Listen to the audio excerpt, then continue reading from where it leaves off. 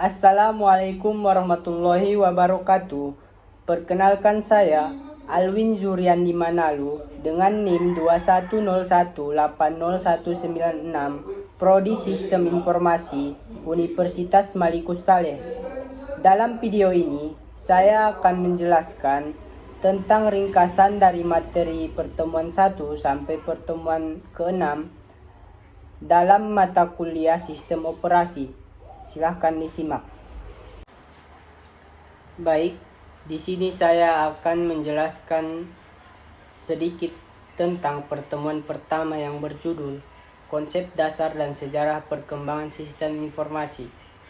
Konsep dasar sistem informasi adalah kontrol atau alat pengendali yang secara terpadu bertindak sebagai penghubung antara komputer dan pemakainya. Ada 3 pengertian sistem operasi.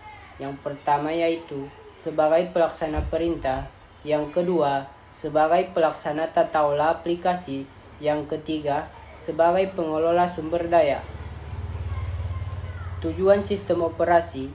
Sistem operasi membuat komputer menjadi lebih mudah dan nyaman untuk digunakan. Sistem operasi juga memungkinkan sumber daya sistem komputer untuk digunakan secara efisien. Sistem operasi harus disusun sedemikian rupa sehingga memungkinkan pengembangan yang efektif, pengujian, dan penerapan fungsi baru tanpa mengganggu layanan yang sudah ada. Fungsi sistem informasi meliputi: yang pertama, membentuk dan mengelola sistem file; yang kedua, menjalankan program; yang ketiga, mengatur penggunaan alat-alat yang berhubungan dengan komputer. Selanjutnya, jenis-jenis sistem operasi. A. Berdasarkan interface, text-based shell versus guide. B.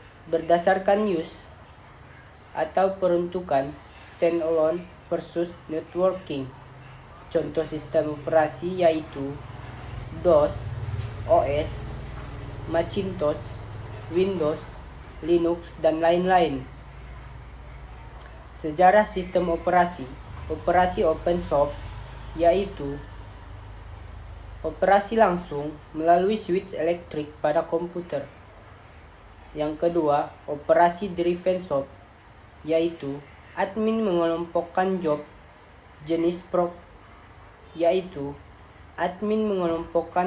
berdasarkan jenis program dan dieksekusi sesuai jenis program melalui punched card secara sequence. Selanjutnya, operasi offline yaitu job yang dieksekusi akan disimpan dalam media offline sebelum dieksekusi komputer. Generasi sistem operasi. Generasi pertama pada tahun 1945 sampai 1955. Generasi tanpa sistem operasi, komponen utama tabung hampa, operasi SCR menjual melalui fluxboard dan hanya bisa menghitung.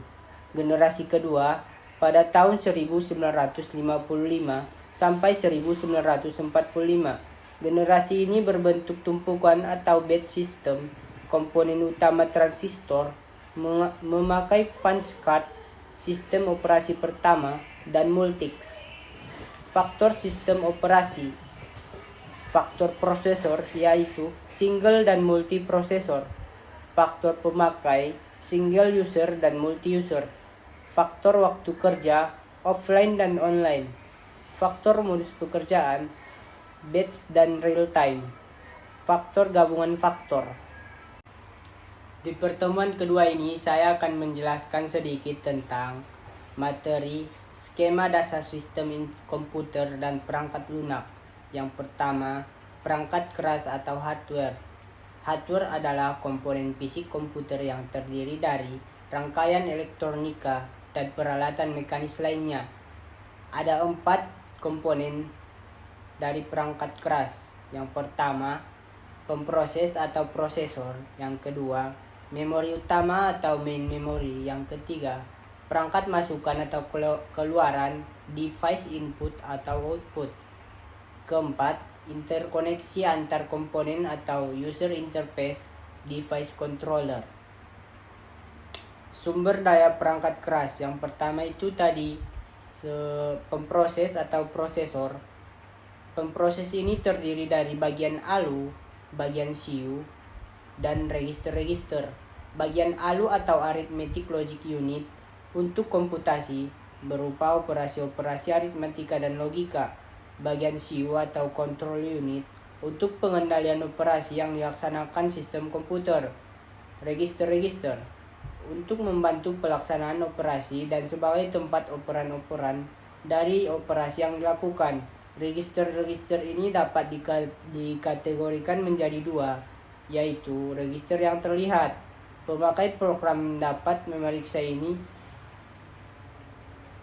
Register-register tipe ini register data, yaitu untuk menampung nilai, register alamat untuk keperluan pengelamatan, contohnya index register, segment pointer register, dan stack pointer register. Yang kedua, register untuk kendali dan status. Register ini mengendalikan operasi pemproses, terdiri dari register input atau output, register untuk alamat, dan buffer untuk eksekusi instruksi. Informasi status berisi sign, zero, carry, equal, overflow, interrupt enable atau disable, supervisor. Yang kedua, memori. Memori berfungsi sebagai tempat menyimpan data dan program. Terdapat beberapa tipe memori. Tipe register, memory cache atau cache memory, memori kerja atau main memory, disk magnetic atau magnetic disk, disk optik atau optical disk, tape magnetic atau magnetic tape. Yang ketiga, perangkat masukan atau keluaran. Mempunyai dua komponen. Komponen mekanik, yaitu perangkat itu sendiri, komponen elektronik, yaitu pengendali perangkat berupa chip controller. Pengendalian perangkat atau device adapter. Terdapat dua macam pengendali alat. Yang pertama, penggerak alat atau device controller, dan pekerja alat atau device driver. Keempat, interkoneksi antar komponen. Interkoneksi antar komponen disebut jalur atau bus yang terdapat pada mainboard. Bus terdiri dari tiga macam. Bus alamat, address bus, satu arah, 16, 20, 24 jalur. Bus data atau data bus dua arah, 8, 16, dan 32 jalur. Bus kendali atau control bus dua arah, 4-10 jalur. Tingkatan konsep komputer terdiri dari A. Diagram blok atau yang tertinggi, B. Arsitektur, C. Transfer register, D. Rangkaian saklar, dan E. Elektronik atau yang terendah. Kerja komputer. Kerja komputer pada tingkat konsep antara lain: A. Tingkat konsep diagram blok. Tingkat ini berlangsung sebagai lalu lintas informasi di dalam dan di antara blok pada sistem komputer. B. Tingkat transfer register. Tingkat ini yaitu kerja komputer berlangsung melalui pemindahan rincian informasi di antara register. C. Tingkat konsep saklar. Kerja komputer berlangsung dalam bentuk terputus dan terhubungnya sebagai saklar elektronika di dalam sistem komputer. B. Perangkat lunak atau software, yaitu komponen non-fisik berupa kumpulan program beserta struktur datanya. Program adalah sekumpulan instruksi yang disusun sedemikian rupa untuk dapat menyelesaikan masalah-masalah tertentu sesuai dengan kebutuhan. C.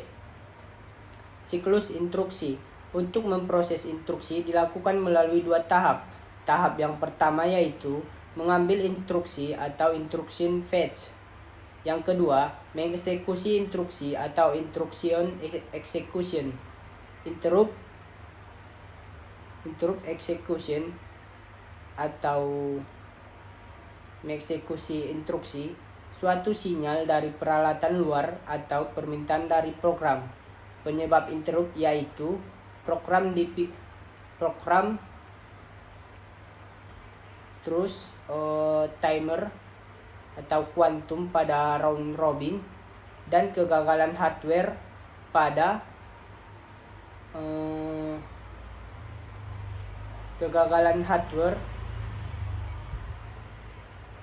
round robin. Dan trap adalah software generate interrupt yang disebabkan oleh kesalahan atau karena permintaan user. Kemudian di pertemuan ketiga ini saya akan menjelaskan materi tentang manajemen file. Manajemen file yaitu abstraksi, penyimpanan, dan pengambilan informasi di disk. Sifatnya persistent, yaitu informasi dalam file tetap ada walaupun catu daya dimatikan. Size atau shareability itu maksudnya digunakan oleh banyak proses secara konkuren. 1. Sasaran dan fungsi sistem manajemen file. Sasarannya memenuhi kebutuhan manajemen data bagi pemakai. Retrieve, insert, delete, update. Menjamin data pada file adalah valid. Optimasi kinerja atau throughput dan waktu tanggap ditingkatkan. Menyediakan dukungan masukan atau keluaran beragam tipe perangkat penyimpanan. Meminimalkan potensi kehilangan data. Fungsi manajemen file ada beberapa. Yang diharapkan dari pengelolaan file adalah penciptaan, modifikasi, dan penghapusan file, mekanisme pemakaian file secara bersama, kemampuan backup dan recovery untuk mencegah kehilangan karena kecelakaan atau dari upaya penghancuran informasi. Kedua, arsitektur pengelolaan file terdiri dari sistem akses. Sistem akses berkaitan dengan bagaimana cara data yang disimpan pada file diakses. B. Manajemen file. Manajemen file berkaitan dengan mekanisme operasi pada file, yaitu saving, searching, shareable, dan security. C. Manajemen ruang penyimpanan. Manajemen ruang penyimpanan ini berkaitan dengan alokasi ruang untuk file di storage. D. Mekanisme integritas file. Mekanisme integritas file ini berkaitan dengan jaminan informasi pada file yang tak terkorupsi. Yang ketiga, konsep sistem file. Konsep sistem file adalah abstraksi penyimpanan dan pengambilan informasi di disk. Abstraksi ini membuat pemakai tidak dibebani rincian cara dan letak penyimpanan informasi, serta mekanisme kerja perangkat penyimpanan data. Yang keempat, pandangan file. Pandangan file yaitu penamaan, tipe, atribut, perintah, manipulasi, dan operasi. Yang kelima, direktori. Direktori merupakan file yang dimiliki sistem untuk mengelola struktur sistem file. File direktori ini merupakan file yang berisi informasi-informasi. Mengambil file-file yang termasuk dalam direktori itu. Sekali lagi, file direktori ini merupakan file berisi informasi-informasi mengenai file-file yang termasuk dalam direktori itu. Yang keenam, shared file adalah file yang tidak hanya diacu oleh satu direktori atau pemakai, tapi juga oleh direktori-direktori pemakai lain. Sistem file ini tidak lagi berupa pohon, melainkan direct acyclic graph atau DAG. Yang ketujuh, sistem akses file. Sistem akses file ini yaitu cara akses perangkat penyimpanan. Yang ke-8, organisasi file. Organisasi file ini terdapat 6 dasar. Kebanyakan organisasi file sistem nyata maksudnya, termasuk salah satu atau kombinasi kategori-kategori ini. Organisasi atau pengaksesan dasar. Ada enam organisasi atau pengaksesan dasar, yaitu file file, file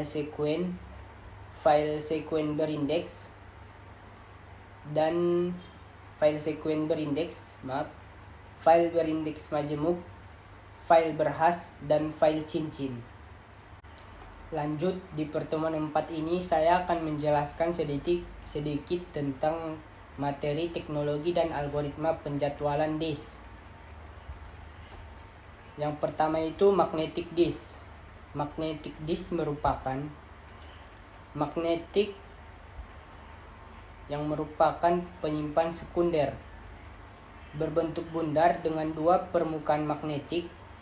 Penggerak disk berupa motor drive menggerakkan disk dengan kecepatan tinggi kurang lebih dari 60 putaran per detik. Kegiatan baca tulis dilakukan read-write head yang diletakkan di atas piringan. Kepala baca tulis sangat sensitif terhadap guncangan yang dapat menyebabkan disk rusak atau dead sector. Ruang rekam terbagi atas beberapa track atau lintasan, dan tiap lintasan itu dibagi lagi dalam beberapa sektor. Jenis head dibedakan atas 2. Yang pertama itu fixed head disk, yang menempati tiap-tiap track satu head sehingga mempercepat proses pembacaan dan perekaman. Yang kedua, moving head disk, hanya memiliki satu head yang berpindah-pindah, mengakses dari satu track ke track yang lain. Teknologi hard disk ada beberapa, antara lainnya yaitu Shock Protection System atau SPS, Safe Monitoring Analysis and Reporting Solid State Disk atau SSD, Magnetor System atau MR, Partial Response Maximum Likelihood, Hot Swap, Plug and Play ATA, Environment Protection Agency atau EPA, Error Correction Code atau SCC, dan Auto Transfer. Yang kedua, pengaksesan disk. Waktu akses adalah waktu yang diperlukan oleh kepala baca untuk menulis atau membaca isi sektor. Ini terdiri dari 4 komponen, yaitu komponen waktu cari, waktu mantap, waktu latensi, dan waktu salur.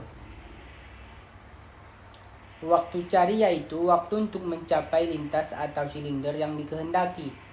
Waktu mantap yaitu waktu untuk hulu tulis baca menjadi mantap di lintas atau silinder.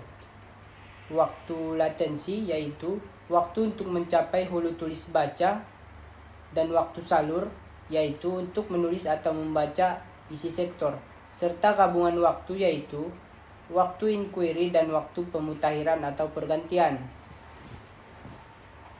Ada rumus pengaksesan hard disk. Rumus menghitung waktu cari.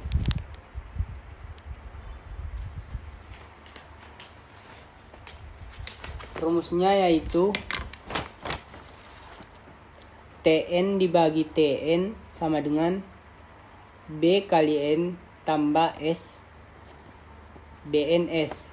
Keterangannya, Tn itu ialah waktu cari, B-nya waktu yang diperlukan untuk melewati satu lintas, N-nya itu banyaknya lintas atau silinder yang akan dilewati, dan S-nya itu waktu mantap hulu tulis baca. Dan rumus untuk menghitung rata waktu cari yaitu rata sama dengan W dikurang 1 per W dikali S tambah B dikali W tambah 1/3. di mana rata ini yaitu menghitung rata waktu carinya, W-nya banyaknya lintas pada disk atau disket, B-nya waktu yang diperlukan untuk melewati satu lintas, dan S-nya itu waktu mantap hulu tulis baca.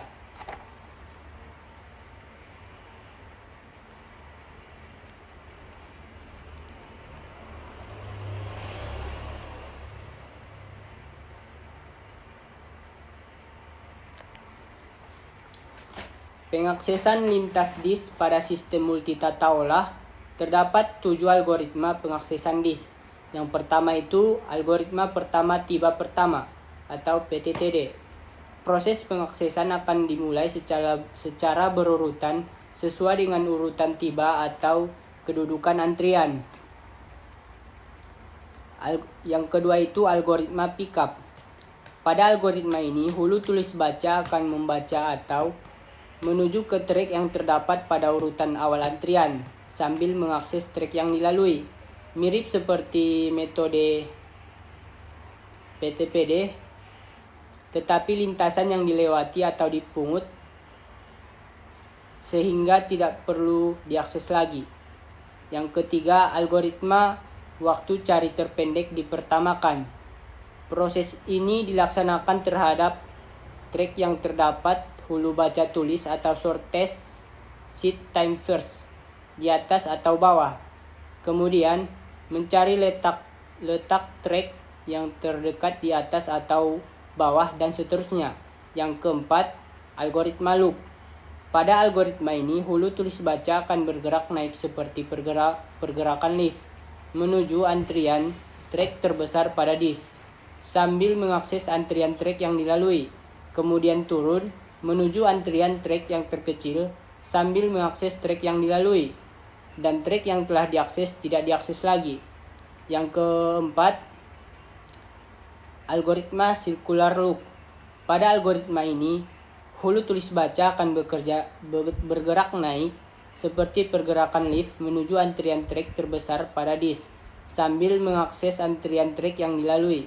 Kemudian menuju antrian track yang terkecil tetapi tidak mengakses track yang dilalui. Baru pada saat naik akan mengakses track yang belum diakses. Yang kelima, maksudnya yang keenam, algoritma scan. Pada algoritma ini, hulu tulis baca akan bekerja naik seperti pergerakan mengakses lift menuju track terbesar pada disk sambil antrian track yang dilalui. Kemudian turun track lagi menuju track yang terkecil pada disk sambil mengakses yang dilalui, dan track yang telah diakses tidak diakses lagi. Yang terakhir atau yang ketujuh, algoritma circular scan. Pada algoritma ini, hulu tulis baca akan bergerak naik seperti pergerakan mengakses lift menuju track terbesar pada disk sambil antrian track yang dilalui. Kemudian turun menuju yang dilalui, track terkecil tetapi tidak mengakses track baru pada saat naik akan mengakses track yang belum diakses sebelumnya. Lanjut, di sini saya akan menjelaskan materi pertemuan kelima dengan judul proses dan penjadwalan proses.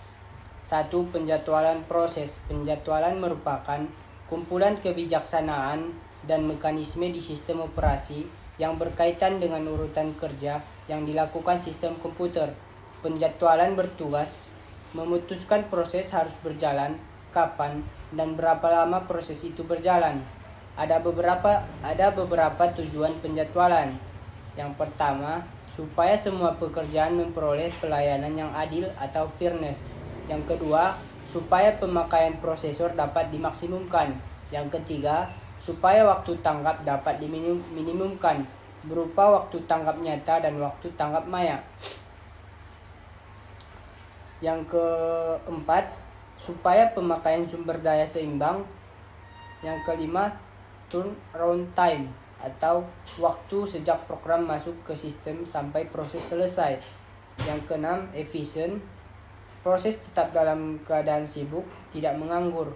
Yang ketujuh, supaya terobosan atau throughput dapat dimaksimumkan. Tipe-tipe penjadwalan. Yang pertama itu penjadwalan jangka pendek, yaitu bertugas menjadwalkan alokasi pemproses di antara proses menuju proses ready di memori utama. Penjadwalan dijalankan setiap terjadi pengalihan proses untuk memilih proses berikutnya yang harus dijalankan. Yang kedua, penjadwalan jangka menengah. Proses status menuju ready, ke running, waiting, dan ke ready lagi. Yang ketiga, penjadwalan jangka panjang. Penjadwalan ini bekerja terhadap antrian batch dan memiliki batch berikutnya yang harus dieksekusi. Batch biasanya adalah proses-proses dengan penggunaan sumber daya yang intensif, yaitu waktu pemproses, memori, perangkat masukan atau keluaran. Program-program ini berprioritas rendah, digunakan sebagai pengisi agar pemproses sibuk selama periode aktivitas job-job interaktif rendah. B. Penjadwalan proses. 3 istilah yang digunakan pada penjadwalan proses. Yang pertama itu ada antrian. Sejumlah proses yang menunggu menggunakan dan akan diproses sesuai dengan urutan antrian proses berada dalam memori utama. Yang kedua, prioritas. Mendahului pada antrian proses. Kalau dengan pemberian prioritas, proses itu langsung berada di bagian paling depan pada antrian itu, sambil menunggu sampai kerja proses selesai. Yang ketiga, preemsi. Mendahulukan pada antrian proses. Kalau proses itu berada di bagian belakang antrian, maka dengan pemberian preemsi, proses itu langsung berada di bagian paling depan pada antrian itu. Bahkan akan memperlihatkan kerja prosesor untuk mengerjakan proses yang preemsi tersebut. C. Perhitungan pada kerja prosesor. Lama prosesor atau T kecil adalah lama waktu yang diperlukan untuk mengolah proses itu di dalam prosesor. Lama tanggap atau T besar adalah waktu yang diperlukan untuk proses sejak mulai sampai selesai diolah-olah prosesor. Terdapat 2 macam lama tanggap. Yang pertama itu turnaround time, dengan memperhitungkan yang digunakan untuk sebuah proses hingga lama waktu keluaran. Yang kedua, response time, yaitu tidak menghitungkan waktu lama keluaran. Teknik penjadwalan proses. Yang pertama, kategori penjadwalan proses. Kategorinya terdiri dari tanpa prioritas tanpa preemsi, dengan prioritas tanpa preemsi, tanpa prioritas dengan preemsi, dengan prioritas dengan preemsi. Dan kedua, teknik penjadwalan prosesor, penjadwalan satu tingkat, penjadwalan multi tingkat, dan yang ketiga, teknik penjadwalan satu tingkat. Rumus penjadwalan. Rumus penjadwalan itu jika N proses serentak serta setiap proses memiliki lama tanggap sebesar T besar, maka rata lama tanggap TR adalah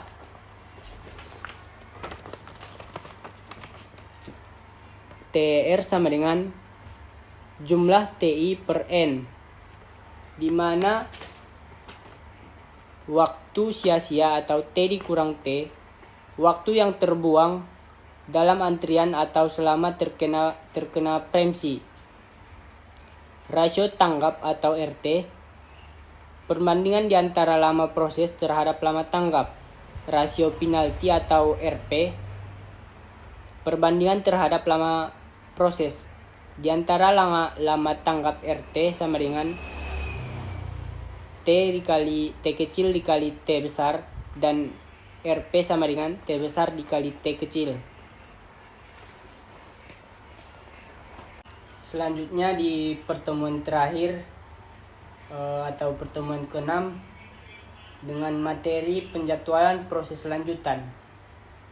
Algoritma penjadwalan proses terpendek dipertamakan preemsi. Memiliki ketentuan. Yang pertama itu prioritas berdasarkan pendeknya sisa proses. Yang kedua, diperhatikan saat proses tiba atau saat proses selesai. Yang ketiga, menghitung lama sisa proses dari semua proses yang ada. Dan yang keempat, jika proses dengan sisa yang lebih pendek dari proses yang sedang dikerjakan, maka atas dasar preemsi, proses yang sedang dikerjakan akan dikeluarkan dari prosesor. Algoritma penjadwalan ratio finality tertinggi dipertamakan. Dengan ketentuannya, prioritas berdasarkan besarnya nilai ratio finality. Rumus ratio finality yaitu RP sama dengan S tambah T per T, di mana S itu waktu sia-sia saat selesai sampai saat tiba, dan T-nya lama proses. Tetap mendahulukan proses terpendek, namun prioritas proses panjang akan turut meningkat melalui peningkatan ratio penaltinya. Berikutnya, algoritma penjadwalan putar gelang. Dengan ketentuan kuantum waktu yang digunakan oleh prosesor untuk melayani setiap proses.